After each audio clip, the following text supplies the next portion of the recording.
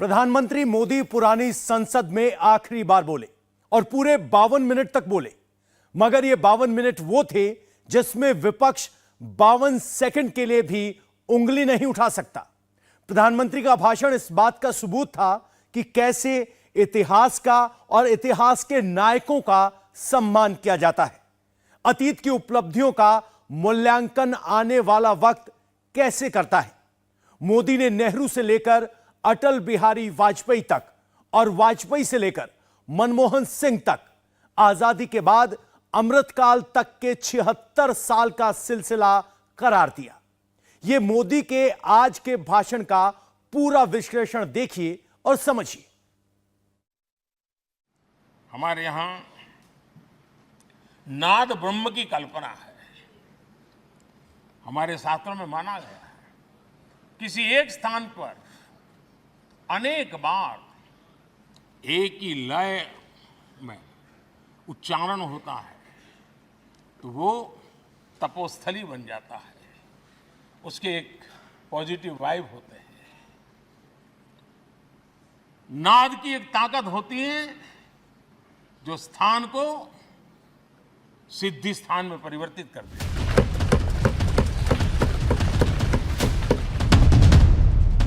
संसद के विशेष सत्र का पहला दिन और पुरानी संसद में आखिरी दिन। प्रधानमंत्री नरेंद्र मोदी एक नई आभा के साथ सामने आए। स्थिति प्रज्ञ मोदी के हाथ भारतीय लोकतंत्र की विरासत का परचम था। ये एक ऐतिहासिक दिन प्रधानमंत्री का ऐतिहासिक उद्बोधन था जिसमें मोदी ने एहसास कराया कि आजादी से अमृतकाल के बीच 76 सालों का लंबा सिलसिला है जिसे अलग अलग विभूतियों ने आगे बढ़ाया है। हम देखते हैं राजेंद्र बाबू से लेकर डॉक्टर कलाम, रामनाथ जी कोविंद और अभी द्रौपदी मुर्मू जी, इन सब के संबोधन का लाभ हमारे सदनों को मिला है, उनका मार्गदर्शन मिला है। आदरणीय अध्यक्ष जी, पंडित नेहरू जी, शास्त्री जी, वहां से लेकर के अटल जी, मनमोहन सिंह जी तक एक बहुत बड़ी श्रृंखला जिसने इस सदन का नेतृत्व किया है और सदन के माध्यम से देश को दिशा दी है।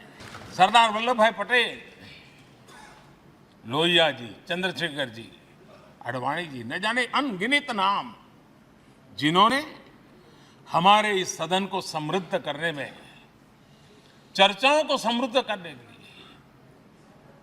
देश के सामान्य से सामान्य व्यक्ति की आवाज को ताकत देने का काम इस सदन में किया है। यह सदन दर्द से भर गया जब देश को 3 अपने प्रधानमंत्री उनको अपने कार्यकाल में ही खोने की नौबत आई, नेहरू जी, शास्त्री जी और इंदिरा जी। तब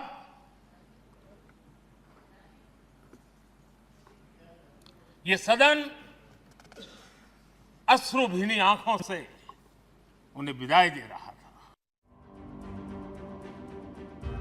वैचारिक मतभेदों और दलगत मनभेदों से परे मोदी ने हर पूर्वज राजनेता को पूरी श्रद्धा के साथ याद किया, उसके लिए अपने अकीदे का आख्यान पढ़ा। सदन किन चीजों का गवाह रहा, इसे याद करते हुए भगत सिंह, बटुकेश्वर दत्त तक को याद किया। पंडित नेहरू के ऐतिहासिक ट्रस्ट विद डेस्टिनी संबोधन से लेकर उनकी पहली कैबिनेट के सहयोगी डॉक्टर अंबेडकर और श्यामा प्रसाद मुखर्जी तक के काम को याद किया। ये वो सदन है जहां कभी भगत सिंह, बटुकेश्वर दत्त, उन्होंने अपनी वीरता सामर्थ्य से अंग्रेज सल्तनत को जगा दिया था बम का धमाका कर। वो बम की गूंज भी जो देश का भला चाहते हैं उनको कभी सोने नहीं देती। आदरणीय अध्यक्ष जी, ये वो सदन है जहां पंडित जी को इसलिए भी याद किया, अनेक बातों के लिए याद किया जाएगा, लेकिन हम जरूर याद करेंगे इसी सदन में पंडित नेहरू का at the stroke of midnight की गूंज हम सबको प्रेरित करती रहेगी। और इसी सदन में अटल जी ने कहा था, वो शब्द आज भी गूंज रहे हैं इस सदन में, सरकारें आएगी जाएगी, पार्टियां बनेगी बिगड़ेगी, लेकिन ये देश रहना चाहिए।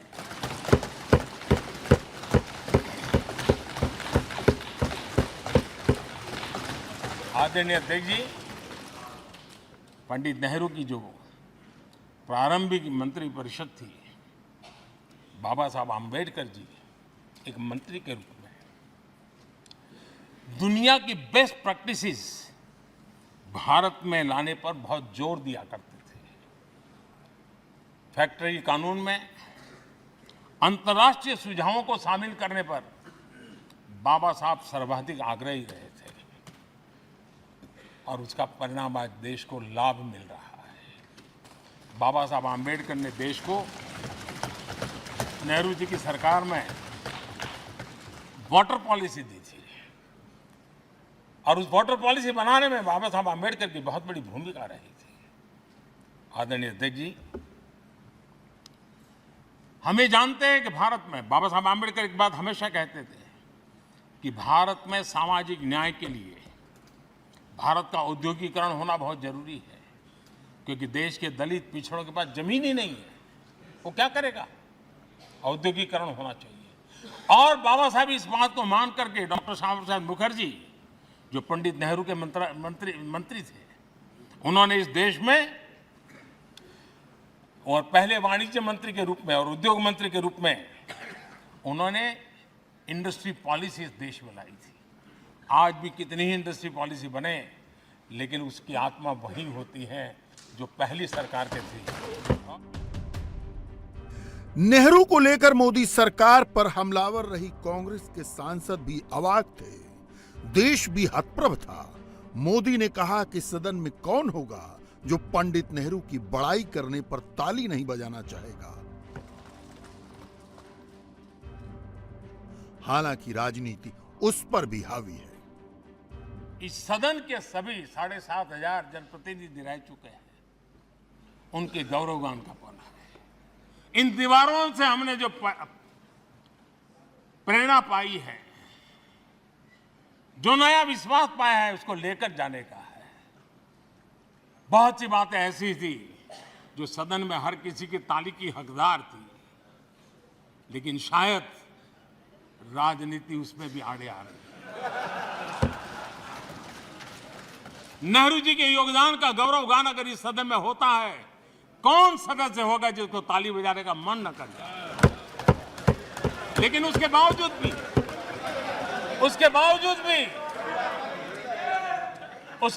भी देश के लोकतंत्र के लिए बहुत जरूरी है हम सब ने अपने यहां सोच लें। प्रधानमंत्री मोदी नेहरू से आगे बढ़े लाल बहादुर शास्त्री तक आए, उनके जय जवान जय किसान के मंत्र तक आए और बताया कि शास्त्री ने कैसे इसी सदन से 65 के पाकिस्तान युद्ध में जवानों का हौसला बुलंद करने वाला संकल्प दिया। देश की अस्मिता का जिक्र आए तो बांग्लादेश की जंग और इंदिरा गांधी की आयरन लेडी वाली इमेज भी याद आती है। मोदी ने दोनों का जिक्र किया, मगर मोदी इमरजेंसी का जिक्र करना भी नहीं भूले और 3 साल तक कैसे देश ने इंदिरा गांधी को सत्ता से बाहर रखा, यह भी याद दिलाया। लाल बहादुर शास्त्री जी ने 65 के युद्ध में हमारे देश के जवानों में का हौसला बुलंद करना, उनके सामर्थ्य के लिए को पूरी तरह राष्ट्र हित में झोंक देने की प्रेरणा इसी सदन में से दी थी लाल बहादुर शास्त्री का। और यहीं पर उन्होंने ग्रीन रिवॉल्यूशन के लिए एक मजबूत नींव लाल बहादुर शास्त्री जी ने रखी थी। आदरणीय अध्यक्ष जी, बांग्लादेश की मुक्ति का आंदोलन और उसका समर्थन भी इसी सदन ने इंदिरा गांधी के नेतृत्व में किया था। इसी सदन ने इमरजेंसी में लोकतंत्र पर होता हुआ हमला भी देखा था और इसी सदन ने भारत के लोगों की ताकत को एहसास कराते हुए मजबूत लोकतंत्र की वापसी भी इसी सदन ने देखी थी। वो राष्ट्रीय संकल्प भी देखा था, ये सामर्थ्य भी देखा था। इमरजेंसी के बाद इंदिरा गांधी को हटाने वाली जनता सरकार केवल जोड़ घटाने की ही सरकार नहीं थी। उस सरकार में भी कुछ बड़े अहम काम हुए थे। मोदी ने चरण सिंह के बनाए ग्रामीण विकास मंत्रालय का जिक्र किया, अटल जी की सरकार में हुए कामों का जिक्र किया। जिन नरसिम्हा राव से कांग्रेस आज परहेज करती है, पीएम मोदी ने उन्हें देश की आर्थिक दशा दिशा बदलने का पूरा श्रेय दिया, जिसका फायदा देश आज तक उठा रहा है। हालांकि इसमें तब के वित्त मंत्री मनमोहन सिंह का भी योगदान था, लेकिन उनके प्रधानमंत्री बनने के बाद संसद ने कैश फॉर वोट कांड भी देखा। क्योंकि इसी सदन में हमारे पूर्व प्रधानमंत्री चरण सिंह जी ने ग्रामीण मंत्रालय का गठन किया था, रूरल डेवलपमेंट मिनिस्ट्री। इसी सदन में मतदान की उम्र 21 से 18 करने का निर्णय हुआ था और देश की युवा पीढ़ी को इसका योगदान देने के लिए प्रेरित किया गया, उत्साहित किया गया था। हमारे देश ने गठबंधनों की सरकारें देखी, पीपी सिंह जी हो, चंद्रशेखर जी, और बाद में एक सिलसिला चला। लंबे अरसे से दिशा में देश जा रहा था, आर्थिक नीतियों के बोझ तले देश दबा हुआ था, लेकिन नरसिम्हा राव की सरकार थी जिन्होंने हिम्मत के साथ पुरानी आर्थिक नीतियों को छोड़ करके नई राह पकड़ने का फैसला किया था, जिसके आज देश को परिणाम मिल रहे हैं। अटल बिहारी वाजपेयी जी का सरकार भी हमने इसी सदन में देखी। सर्व शिक्षा अभियान देश में आज वो महत्वपूर्ण बन गया है। आदिवासी कार्यालय मंत्रालय अटल जी ने बनाया, नॉर्थ ईस्ट का मंत्रालय अटल जी ने बनाया, न्यूक्लियर टेस्ट भारत के सामर्थ्य का परिचायक बन गया। और इसी सदन में मनमोहन जी की सरकार कैश फॉर वोट को भी, उस कांड को भी सदन ने देखा है। लोकतंत्र के चमत्कार को नमस्कार करते मोदी ने उन विडंबनाओं और विरोधाभासों का भी जिक्र किया जिनसे गुजरता हुआ देश यहां तक आया है। गठबंधन सरकारों का एक दौर वो भी था जब 4 सांसदों वाली पार्टी सत्ता में थी और सिंगल लार्जेस्ट पार्टी बीजेपी विपक्ष में। राजीव गांधी की मृत्यु के बाद नरसिम्हा राव रिटायरमेंट से वापस लौटे और प्रधानमंत्री बने। इस सदन की विशेषता देखिए, और दुनिया के लोगों का आज भी आश्चर्य होता है। यह सदन है जिसमें कभी 4 सांसद वाली पार्टी सत्ता में होती थी और 100 सदस्य वाली पार्टी विपक्ष में बैठती थी। ये भी सामर्थ्य इस सदन के लोकतंत्र की ताकत का परिचय कराता है।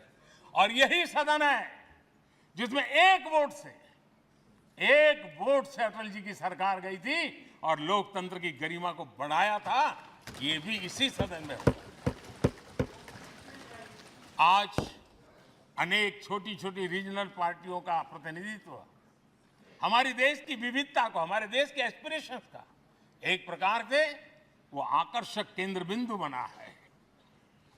आदरणीय अध्यक्ष जी, इस देश में 2 प्रधानमंत्री ऐसे रहे, मोरारजी भाई वीपी सिंह एक प्रकार से कांग्रेस में जीवन खपाया था, लेकिन एंटी कांग्रेस गवर्नमेंट का नेतृत्व कर रहे थे। ये भी इसकी विशेषता थी। और हमारे नरसिम्हा राव जी, वो तो बिस्तरा गोल करके घर जाने की तैयारी कर रहे थे, निवृत्ति की घोषणा कर चुके थे, लेकिन यही लोकतंत्र की ताकत देखिए, सदन की ताकत देखिए, वो प्रधानमंत्री के रूप में 5 साल हमारी सेवा कर। प्रधानमंत्री मोदी ने अपनी सरकार के बनाए कानून, हटाए गए कानून, सबका साथ सबका विकास की प्रेरणा, सबका जिक्र किया, मगर चंद्रयान और G20 का जिक्र उन खास उपलब्धियों के तौर पर किया जो दलगत राजनीति से ऊपर देश की सामूहिक चेतना का नतीजा थी। चंद्रयान 3 की सफलता न सिर्फ पूरा भारत, पूरा देश अभिभूत है और इसमें भारत के सामर्थ्य का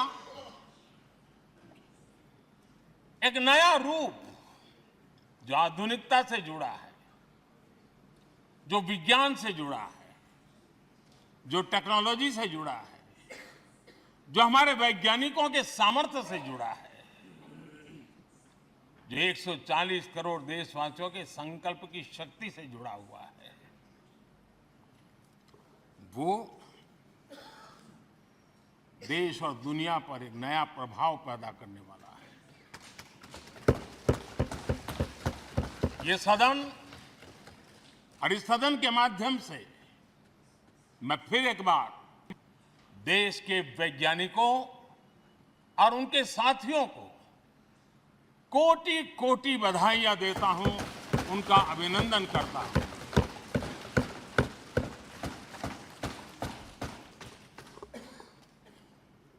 आदरणीय अध्यक्ष जी, ये सदन ने भूतकाल में जब नेम की समिट हुई थी, सर्वसम्मति से प्रस्ताव पारित करके देश के इस प्रयास को सराहा था।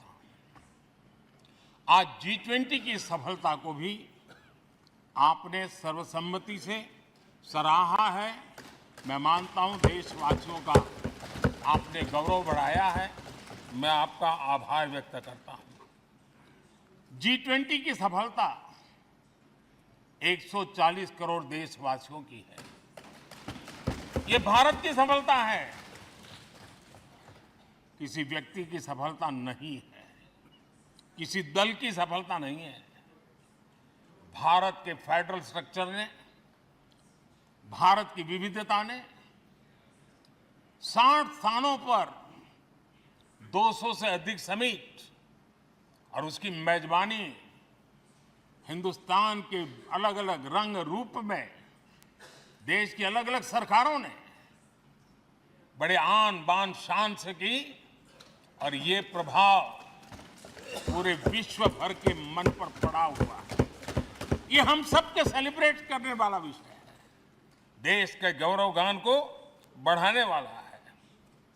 और जैसा आपने उल्लेख किया, भारत इस बात के लिए गर्व करेगा, जब भारत अध्यक्ष रहा उस समय अफ्रीकन यूनियन इसका सदस्य बना।